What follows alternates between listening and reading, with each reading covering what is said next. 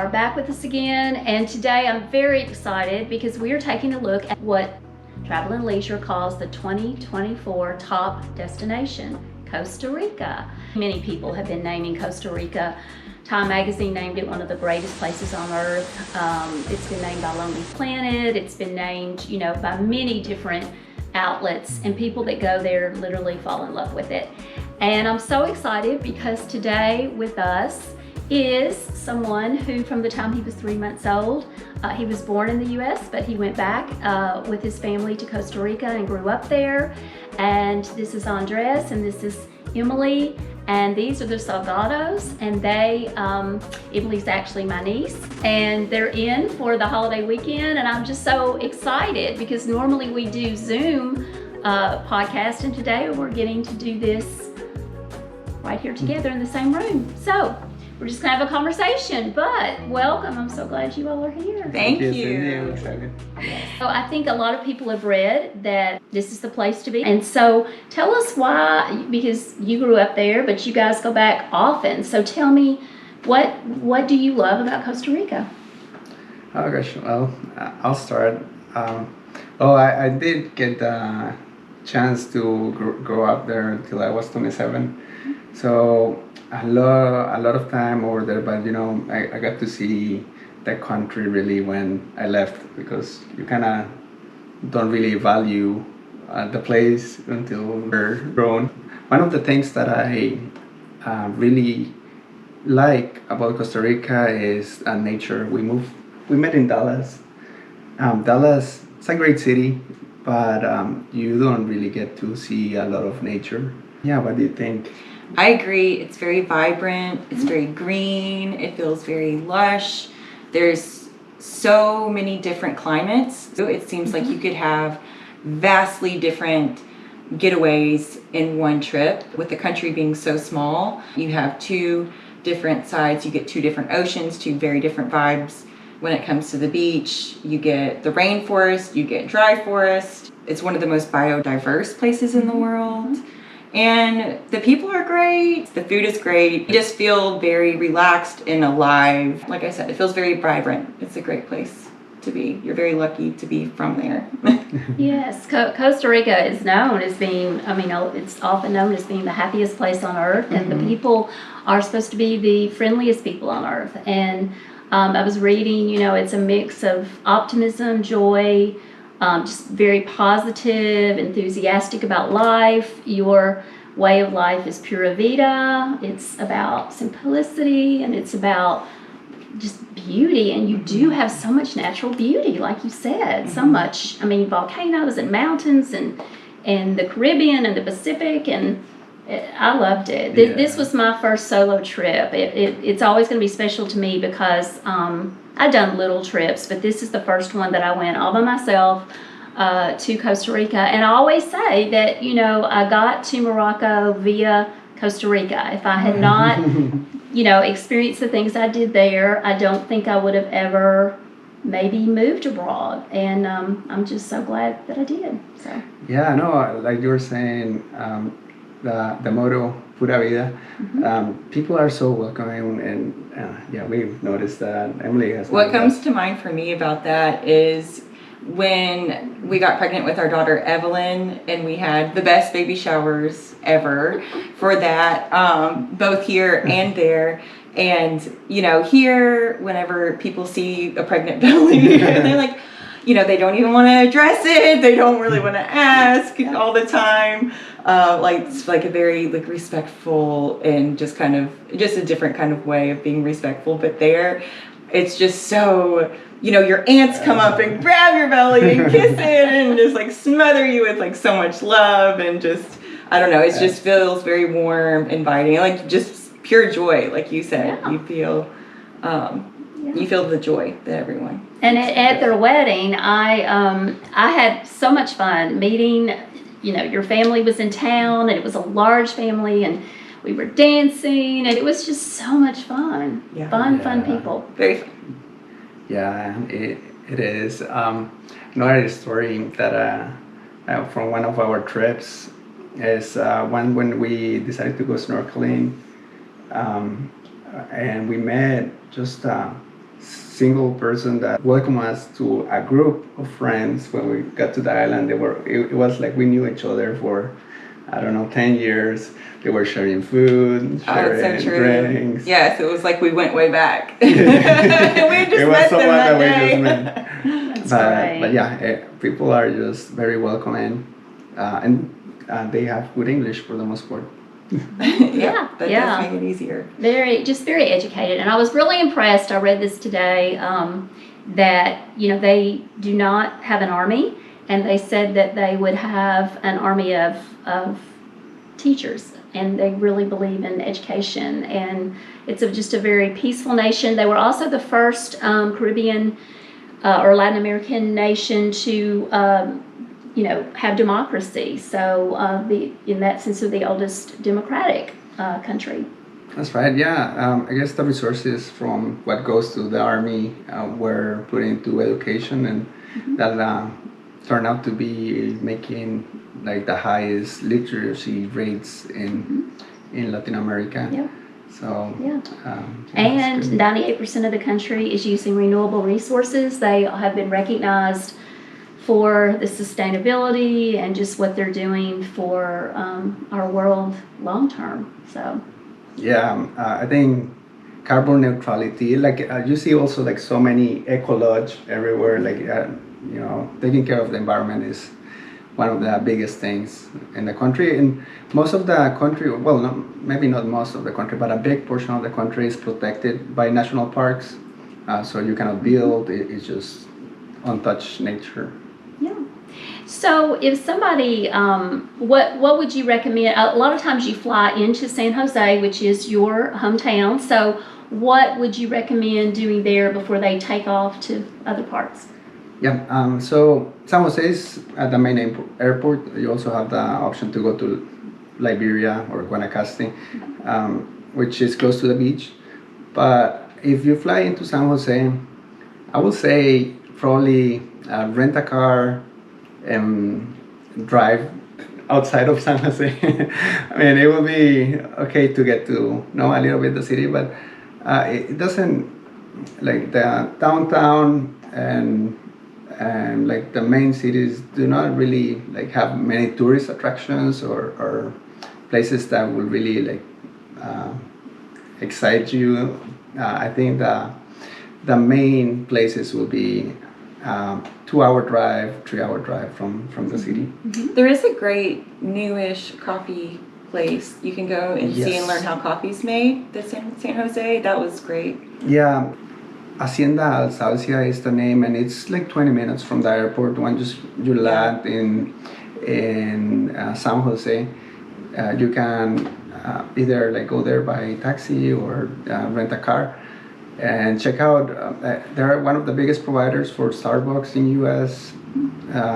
Great coffee. You'll get a tour, see how what the whole process is. It's very good. That was something. I did a coffee tour when I went. I only stayed in San Jose for a night and then took off to Puerto Viejo, which is the Caribbean side.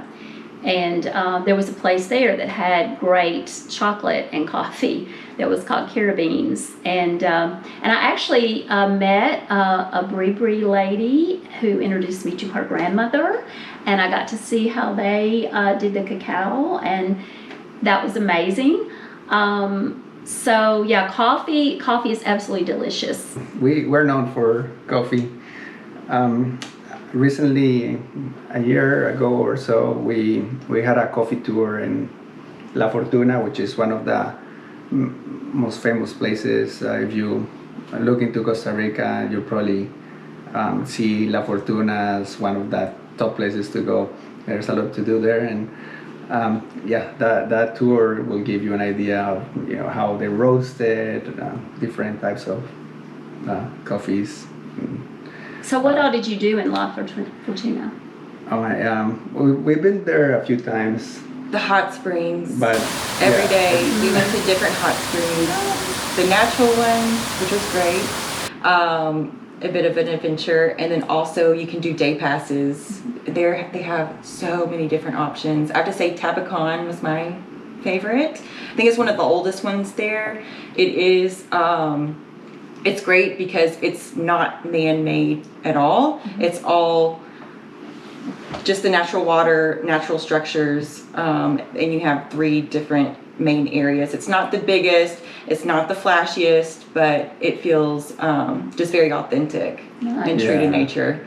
La Fortuna sounds amazing, the hot springs. I wanted to do that. That was on my list of things to do, but I had some unfortunate things that happened that we'll may talk about later. But so I didn't get there. But the waterfalls, I really wanted to see waterfalls. And of course you in volcanoes, right? Is La Fortuna is all about volcanoes. Right. I think one of the most popular waterfalls, the name is La Fortuna Waterfall. Yeah. It's easy to get to. You can get there by car, and it's a short hike there. And one of the nice things too is that you have the waterfall on one side, but if you go down a little bit, you can go in the river and get really close to the waterfall. There are other waterfalls. There's also, if you like adventure, you can go into different places where they have rappelling, like going down like bodies of water, and you're not climbing, but the opposite, you're going down. Yeah, rappelling, yeah. And then you all have zipline too, right? Yes, zipline, beautiful. Like you'll see all the mountains. And bungee jumping if you are up for that. And y'all did that, right? We did. You've done all kinds my first trip. I wasn't expecting the bungee jump at the end of the ziplining tour, but I'm still here. Yes. It all worked out. Oh, I would have been terrified. I know, it was very good. I almost got pushed. It took a little bit of time, but yeah, it was fun. It was fun. That was in the Monteverde area, which is definitely for thrill seekers. Yes, I've heard that's Monteverde. beautiful. And any kind of adventure, really. That was really fun. Yeah, a lot of nature there is cloud rainforest, mountains, lots of adventure things to do, and great for families or just people traveling solo or couples. It seems like Monteverde definitely has something for everyone, and that's close to La Fortuna. Right. So you could do both. Yeah, we can. We can put some links on. Yeah, on for that sure. too. For sure. And then of course La Fortuna has Arenal, the volcano that was active in, was it 1994? Oh wow, that's recent. Pretty recent, Yeah. and that is what it's really stunning, and that is in the background of a lot of the hot springs that you go to, and of course it's what's making the water very warm. Beautiful. It's so beautiful. The pictures that I saw, I think when you took Evelyn, you all were at a river maybe? It looked like a that was at the waterfall, the La Fortuna waterfall, and we just walked up a little bit, like we just went to the left. You could see the waterfall off to the right, and then she got her toes in the water over to the left, and we kind of swam against the current. It was really nice. Yeah. I think that was one of my favorite days, actually. Yeah, I worked out. For being a 1-year-old baby, we kind of are teaching her to, I don't know, be adventurous. Yes, she loved it. Yeah, and that one thing, the river. So, do they whitewater raft there? Do they kayak? Yes. Do they? Rafting is also something that, like growing up there, my friends will do, and something will come up, and I will miss out, and I haven't done it there, but different places to do it. It can be very intense too. So. Yeah, I bet. But the one thing we were talking about earlier is that because when you talk about rivers, but you all have never seen a crocodile, because I did read that there are some in some rivers, but you all have never seen one. Thankfully, no. But the thing that you said that we really need to think about that is something to be careful about would be the current and on the ocean side, because I was by myself. That too. Oh my goodness, I was by myself, and and the beaches are so deserted. I can't. It's not like any other beaches where you're crowded and and the jungle goes right up to the beach. But I took a bike and kind of beach hopped, and I thought, I'm hot, I'm going to get in the water, and it took. I wasn't even up to my calves, and it took me. Like spun me around, like just took my feet out from under me. I went, the spin cycle. and swallowed a lot of water, and that might have been the culprit, the doctor said, because I ended up getting really sick late that night. Something, who knows, but something made me sick, and I ended up the next day in the ER. But I'm just luckily, people were families and things, there's little pools, you know, that are more protected, that had the rocks around them, and they were enjoying those. But you've got to really be careful. I mean, surfers, of course, loved it. They were out there, but the tide is crazy. It's different. Yes, Definitely, yeah. One of the most popular places, Jaco Beach, it's like an hour and a half from San Jose. It's known for the strong tides. A lot of surfing people will go there. But not only there, like, you know, all over the Pacific side, the Caribbean side, in their case, you have to be aware of the tide, and be careful. Yeah, I was very, as I said, it was going to be my first solo trip, and I was like, I want to live like a local. I don't want to do anything touristy. So I chose to go on the more rustic place that Puerto Viejo, I read, didn't have electricity till like the 80s. And it would be more diverse. You know, the people there were much more diverse than maybe some other parts. And of course, I love the reggae music and all of that. You know, it was kind of interesting, but it was also, I mean, and this can happen anywhere. Have you ever experienced an earthquake? Yes, like growing up. Yeah, you get used to those. Yeah, I was gonna say, all my friends from Latin America are like, yeah, in South America, yeah, they happen. It's no big deal. But some people will run like immediately. Yeah. Some people will, just wait it out. Well, it can be scary at times. It was scary because I was staying in I stayed in this beach house that was literally.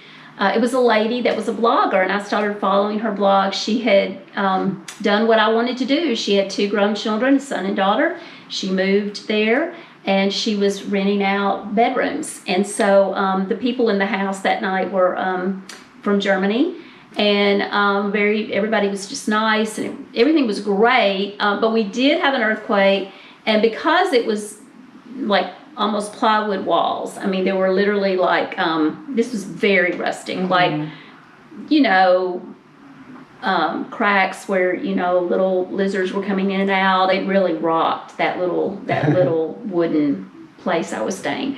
And so, that was scary. It was a 5.8. It was kind of scary. Wow. Yeah, that's a big one. It is. Chances are it's not gonna happen. Yeah, that was very rare. And I mean, for that matter, I mean, that it could happen anywhere. This summer, when I went back to Morocco, we literally just weeks later is when they had the very tragic, horrible earthquake up in the Atlas Mountains. So yeah, I mean, they happen in California. They happen everywhere. But I've always heard people say, you know, from my friends, are always like, oh, that happens all the time. You know, it's just not that big of a deal. Sounds like you got a true experience. Yeah. They said the epicenter was like 19 miles away in Panama, and I was like, but what was worse is I was sick. We'll say this about the healthcare, and I seriously went down there to check this out, because as a single woman, I thought, you know, when there's going to come a day that I maybe can't afford to live in the U.S. seriously, and especially with healthcare.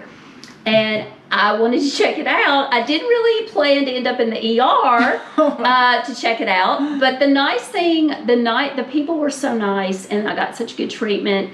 I was there all afternoon and on IVs and whatnot. And to the tune of, I didn't even have to use my insurance. It was $280. That was everything. Wow. Now, can you imagine if you went to the ER here for a whole afternoon, what the bill would be with no insurance? Thousands, And whatever they gave me, I mean, but I had to be, you know, on a very, you know, but the thing was, in the end, I got okay. I was able to go and do some of the things I wanted to do. I just had to kind of stay in the shade because I was on heavy antibiotics. But Banana Azul is the place to do that. If you need to just sit and enjoy and watch beauty, just go there, because that was really fun. But yeah, by the end of the week, I was riding a horse through the jungle and, you know, meeting this Bri family and kind of back at it. But yeah, Banana Azul, on the Caribbean side, We really enjoyed that place. We Beautiful. definitely, out of, I don't know, all the times, 15, 20 times we've been to Costa Rica, we probably end up the trip saying we definitely have to come back here. I know, we do. We definitely do. And and sometimes we just decide to explore other places, but Banana Soul is one of those places that we kind of. Sounds like we're sponsored by Banana Soul. But it is heavenly. I mean, It's just really nice. yeah, because I mean, this thing about I want to live like a local, but a lot of locals don't, necessarily live as rustic as I was living that week. And then, when you do have a kind of rough week, I was like, I just want to go somewhere and be pampered. And that was the place. Yeah. That was really nice.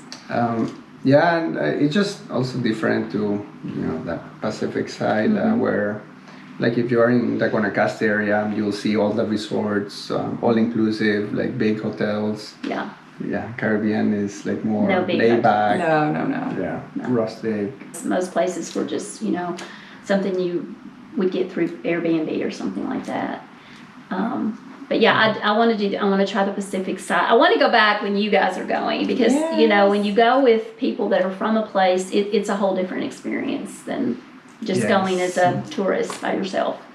Yes, bungee jumping also? No, I won't be doing that. No, definitely not that. But I do want to. I want to get to a waterfall. I didn't get to go to the waterfall. I was signed up to take a cooking class, but I couldn't really eat anything but the brat diet for like 3 days. So I missed out on that. So there's a list of things. I want to go snorkeling. There's a lot of things I want to do when I go back. Oh, we loved our snorkeling experience at Yes. Drake Bay. That was really, really, really neat. Do you want to talk about Drake Bay? I Yeah. want to do that. Yeah. That was very unique. It was very expensive. It's very exclusive. You have to get on a boat to get there. Yeah. It is, very a hard to island. get to Hard that to get area. to. It's Corcovado area, Osa Peninsula. So Which is my if you drive, it's gonna be like 8 hours from San Jose, but you can also take a short flight and be in that area. And once you get into the peninsula area, you have to take a boat to go to the resorts. Yes. So It's very small. very small, lots of nature, untouched, yeah. And then there's a big national park, the Corcovado National Park, which we love. Yeah. We also did go, it was around like pandemic time. So tourism was way, way, way down. And I think we got extra lucky with snorkeling because of that. They said that so much wildlife has been coming out like in those last several months just from tourism being down in general. Yes. But Yeah, it was amazing. it was really great. Yeah, like all the colors, different fishes, turtles. We saw sea turtles. Yeah. We saw, oh gosh. Yeah. What else did we see? We saw all kinds of good things. Yeah. Everything we can Well, and I know we were talking Right. about, I don't know if we said this on camera or not, but we were talking about all the monkeys that you see. Yeah, you can definitely Around. find monkeys in that area. So Yeah. if you drive to Corcovado or Rosa Peninsula, you have to kind of go through all these other popular places that most of the people will find online. You go to Jaco, you go to Manuel Antonio, Ubita. Ubita is it's okay. I rather like keep going. And it has a nice views. Like you have your resorts in with a view to the ocean, and it's a Pacific side, and you get to see like really good sunsets. But if you keep going, you'll end up in Corcovado, which is the place that I think is our top, one of our favorites. Yeah. Nice. Yes, the monkeys are adorable. I could watch them for hours. So cute. Yeah. And you'll find them. Yeah. Yeah. Right. The And Caribbean. Corcovado's unique too because I think that they cap off how many people can visit per day, around 300 people or so. And it's, I don't know how many miles. There's 4 different main entrances to it. You have to go with a tour guide. They're very, very protective of it. So we saw a lot of great wildlife there. It was very different from Manuel Antonio, which we also love. It's one of our favorites. But it's very busy. Like you have to reserve your tickets ahead of time, get there early. And the monkeys are so cute. And those monkeys are not as well. They're very used to people. So they say not to bring any food in, which I made the mistake of doing. And they did take my bag for a banana. So yeah, that it was a little different. But you see great wildlife pretty much any park you go to. Yeah, that Manuel Antonio National Park is the busiest or the most popular one in the country. And it's along a beach. It's gorgeous, but it's definitely full of people. It is good to get there early. You'll see a lot of great things. It's fine. Keep going. Sorry, cut you off. No, that's good. And the Corcovado is just definitely, you're not going to see other people there, and you're going to get a very intimate tour and see things in the wild. They'll spot things in the trees for you, and you can look. And I guess if you go there, you have to take into account if you like to hike a little bit and then go. It was a tough hike, yes. Yeah. But it was gorgeous along the beach. That's where we saw the parrots and in and out of the jungle along the forest. And you can stay there. There's a few places you can actually spend the night, and one day we'll go back and do that. Yes. And one of the beaches that I like was San Josecito, which again is hard to get to. But again, this area is probably not as popular as Manuel Antonio and Arenal, but one of our favorites. We also, we haven't talked about Santa Teresa. It's kind of booming now. It's also hard to get to. From San Jose, you have to drive quite a bit and also take a ferry to get there. The first time we went there, probably 7 years ago, it wasn't as developed, but last time we went a couple of years back, definitely a lot of restaurants, resorts, I guess a lot of Airbnbs. But for good reason, the beach is really nice. Sunsets are gorgeous. It's known for the surfing. Yes. If you go into, it has the little restaurants along the beach, really small ones. You walk up and whoever's waiting on you has wet hair because they just walked up off of the beach. I like that. They've just been surfing. Yes. Very laid back. A lot of young people, I'll say, especially this last time we went, it does seem to be a young person destination more than families, and so I'll say that too. But that was a neat place. And I think if you're looking for something that's a little less busy and booming, Malpais is just down the road. Yeah. And it's just as gorgeous with sunsets, the beaches, but a little bit more sparse with people. Right. I do remember one resort, also kind of close to that, Gian, I think. Yes. In Montezuma. Amazing. It's very nice because they have these little houses on the beach, kind of. On the beach. You hear the waves. Yeah, and it's just you just a step out and you are on the beach. So it's and again it feels kind of isolated too. It's very nice. So you recently were there for, was it your sister that got married? I had a wedding there. I mean, you've gone to many family weddings there, but for somebody that wanted a destination wedding, where would you choose? It just sounds like there's so many. Where would be the? Yeah. Oh my gosh, that's a great question. Yeah, we did look into this quite sure extensively. you did. So I have 3 siblings. One is not married yet, but my older brother, he got married in Pérez Celedón, Hacienda Altagracia, which is the mountains. Very rural. Very rustic, rural. Beautiful. Beautiful, and high-end kind of it was resort. Nice. It was I think we saw Reese Witherspoon just went there and took some ladies. Yeah, so beautiful resort. My sister decided to do something similar, in the mountains. It was a coffee plantation with a venue on that side. A little closer to San Jose. But we even decided, or when we were looking to get married several years ago, we looked in Costa Rica in the Pacific side and Guanacaste, multiple places. We ended up getting married here in Nashville, but Definitely wedding destination. You can, if you like the idea of getting married on the beach, Or the mountains. or the mountains. They were- My brothers, Exactly. and my siblings got married on the mountains. So That's amazing. lots of options there. Well, before I ask you about your other travels, are there anything else? Well, we haven't talked much about food. So, and I know that you're a good cook. So, what are some ways that you bring Costa Rica home and cook it at home? What are some of your favorite dishes? And Yeah, well, yeah, exactly. Like rice and beans is like main part of the diet in Costa Rica. So for breakfast you have rice and beans combined, and it's called gallo pinto. And for lunch or dinner you can have a casado, which is rice and beans and some meat, plantains, a salad, just different. Sour cream, cheese, Yeah, and for breakfast you can have like sour cream, cheese, eggs, ham, and gallo pinto. the So breakfast. yeah, so it definitely known for that type of food maybe.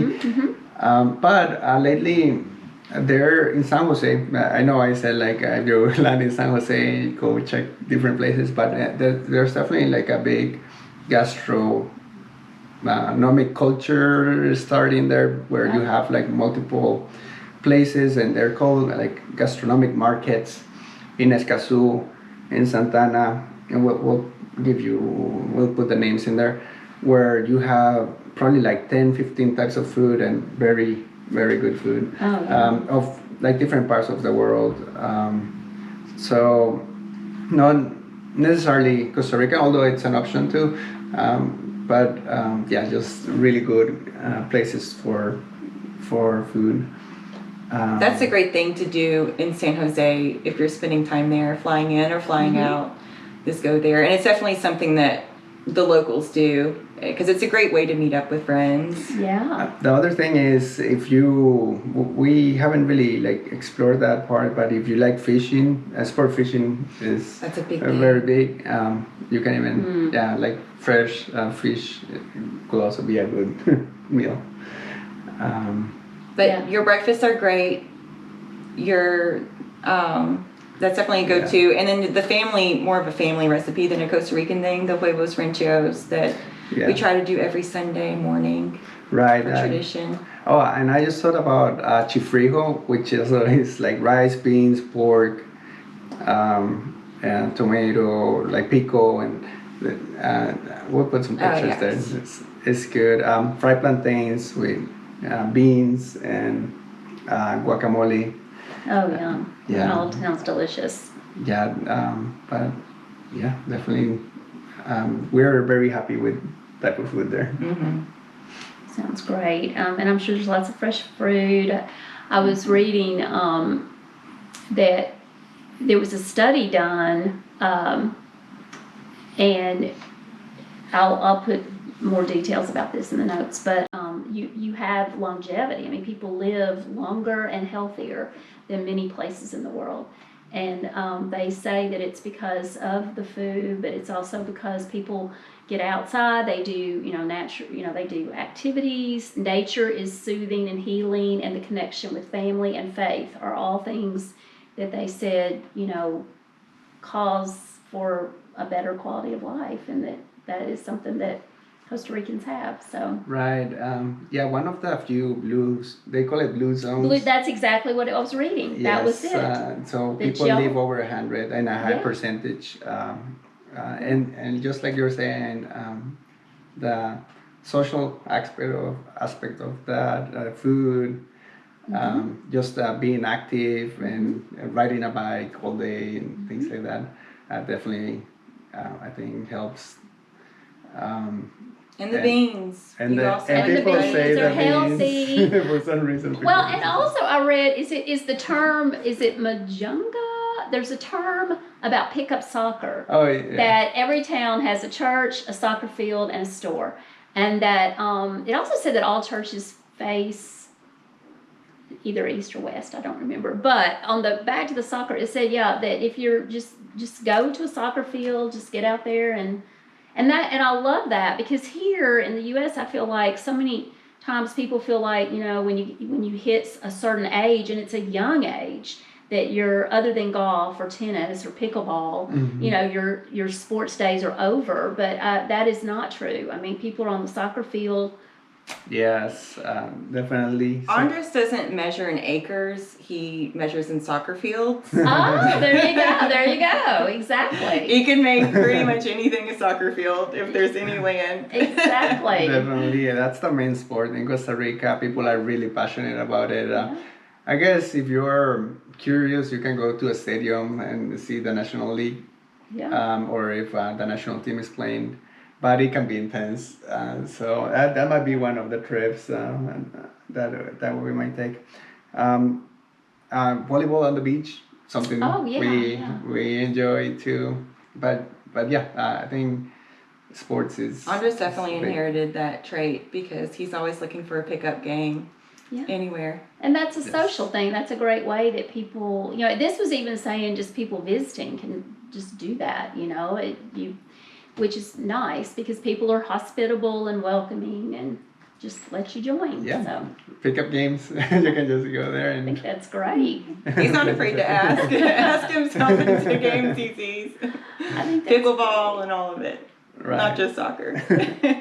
So if you all one day do get a second home, have you narrowed it down to the general area of where you want to be?